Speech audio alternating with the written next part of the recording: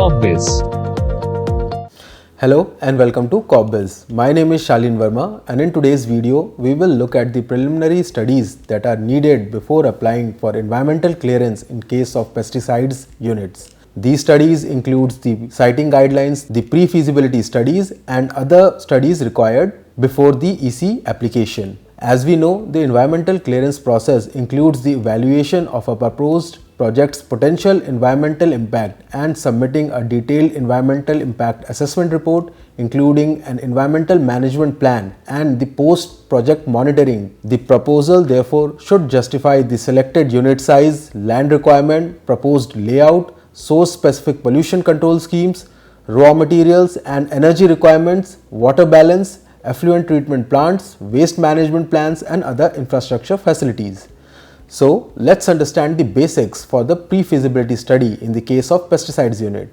As the objective of the clearance process is the integration of environmental impacts and mitigation measures and is subjected to the independent checks and verification, the environmental consideration should be introduced early in the project cycle. This must also be integrated with the pre-feasibility studies and incorporated with the environmental concerns in site selection. This will simplify the subsequent stages of the environmental clearance process. A pre-feasibility study should include the detailed assessment of significant impacts, and the EIA should predict and quantify the impacts and also delineate an effective environmental management plan. EIA findings should be preferably incorporated into the project's design stage to study project and site alternatives and incorporate necessary changes. Now let's understand the structure of the pre-feasibility report. So a pre-feasibility report is an important document that outlines the proposed project's information and considers the environmental sensitivities of the selected site, raw material availability, process technologies, etc. The content of the pre-feasibility report may vary depending on the sector and the local environmental settings of the proposed project. The study should include an executive summary and details such as the description of the production process, expected residues and emissions, physical characteristics of the project, and methods for handling any expired pesticides or its components. The next is the outline of the alternative studies and the main reasons for the selected site. The proposed anticipated impacts on the environment, that is population, fauna, flora, soil, water, air, climatic factors, etc. And lastly, any broad mitigation measures that could be effectively internalized. Now let's understand the siting guidelines for the pesticide units. Any siting guidelines suggest ways to minimize the potential environmental impacts during the site selection. Pesticide industries should therefore avoid specific areas sensitive to industrial impacts that can affect the natural ecosystems and land use pattern. Therefore, the following minimum distances should be maintained between industries and specific areas.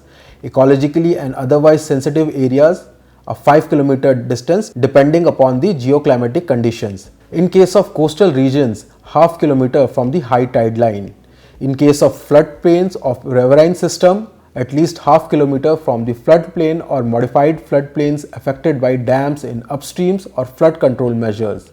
In case of transport or communication system, at least half a kilometer distance from the highway and railway lines. In case of any major settlements with a population of more than 3 lakhs, as the distance from major settlements are difficult to maintain, the direction of settlement growth in the next decade should be assessed before siting an industry within 50 km of the settlement.